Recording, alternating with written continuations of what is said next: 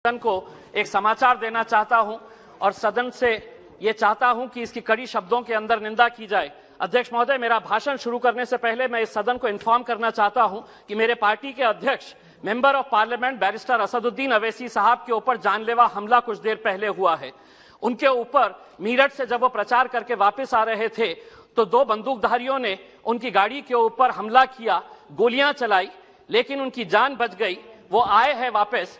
मैं सरकार से यह अनुरोध करूंगा कि हमारे वैचारिक मतभेद हो सकते हैं, हमारे राजनीतिक मतभेद हो सकते हैं, लेकिन इस तरह की हरकतें होना, 2 महीने पहले उनके घर के ऊपर हमला हुआ जो पुलिस स्टेशन के सामने है और आज उनकी जान लेने की कोशिश की गई है। मैं चाहूंगा कि इस सदन के अंदर जितने भी हम राजनीतिक पार्टी के लोग हैं, ये मेरा या तेरा या तुम्हारा हमारा मामला नहीं है, हम सबसे जुड़ा हुआ मामला है। इसीलिए जो भी दोषी है उनके ऊपर सख्त से सख्त कार्रवाई होनी चाहिए, ये मैं सूचना देना चाह रहा था। अध्यक्ष महोदय, भाषण का टाइम अब शुरू करें तो मेहरबानी होगी। अध्यक्ष महोदय, महामहिम राष्ट्रपति जी का भाषण सुनने के बाद ऐसा लग रहा था कि इस देश के अंदर सब कुछ बहुत कुशल मंगल है, सब कुछ बहुत अच्छा चल रहा है। सपनों का देश कैसा होगा, ये राष्ट्रपति जी के भाषण को सुनकर ऐसा लग रहा था, लेकिन हकीकत क्या है मैं अध्यक्ष जी मैं आपको बताना चाहता हूं और शुरुआत करता हूं उन गरीबों से जिनके आंखों के अंदर आपने 6 साल पहले एक सपना दिखाया था। 2015 के अंदर हमने देश भर के अंदर वो होर्डिंग्स देखे थे जिसके ऊपर मोदी जी की तस्वीर थी और ये लिखा हुआ था कि 2022 तक हर बेघर को हम घर देंगे प्रधानमंत्री आवास योजना के तहत। मैं देश के आंकड़ों के बारे में नहीं कहता हूं, लेकिन मेरे अपने जिले के मैं आंकड़े बताता हूं जो आपको चौंका देंगे। 80,000 लोगों ने आवेदन किया, गरीब लोग जिनको ये उम्मीद थी कि हमको एक घर मिलेगा क्योंकि मोदी जी कह रहे हैं। 52,000 लोग एलिजिबल हुए, 52,000 लोग क्वालिफाई हुए हैं। और मैं आपको बताऊं कि जनवरी 2022, 8 दिन पहले तक का आंकड़ा, 22,000 लोग एलिजिबल हुए और उसमें से दिए कितने गए घर? 355 लोगों को घर दिए गए हैं। मैं औरंगाबाद जिले की बात कर रहा हूं।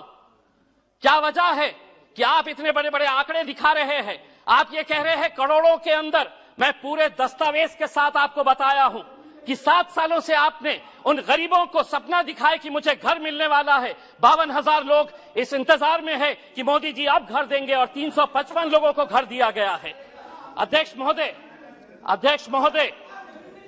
अध्यक्ष महोदय, हम बहुत सारे सांसदों ने किसानों के बारे में बात कही है। बहुत सारे भारतीय जनता पार्टी के जो महाराष्ट्र से आने वाले सांसद हैं, उन्होंने किसानों के बारे में बात की और बताया कि सरकार किसानों के ताल्लुक से क्या अच्छे कदम उठा रही है। मैं उस सरकार से पूछना चाहता हूं कि मेरे अकेले महाराष्ट्र राज्य के अंदर जनवरी 2021 से लेकर नवंबर 2021 तक 11 महीनों के अंदर 2498 किसानों ने आत्महत्या की है।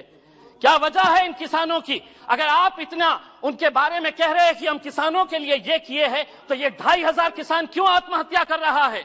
अध्यक्ष महोदय, ये small micro financing companies, private companies, banks loan नहीं दे रही, किसान उन प्राइवेट कंपनीज के पास जा रहा है जिसका इंटरेस्ट रेट इतना ज्यादा हो जाता है, किसान की फसल बर्बाद हो जाती है, पैसा नहीं, और जब वो वसूल करने के लिए किसान के पास जाता है तब उसको ये पता चलता है कि मेरे पास तो कुछ नहीं, तो वो आत्महत्या कर लेता है।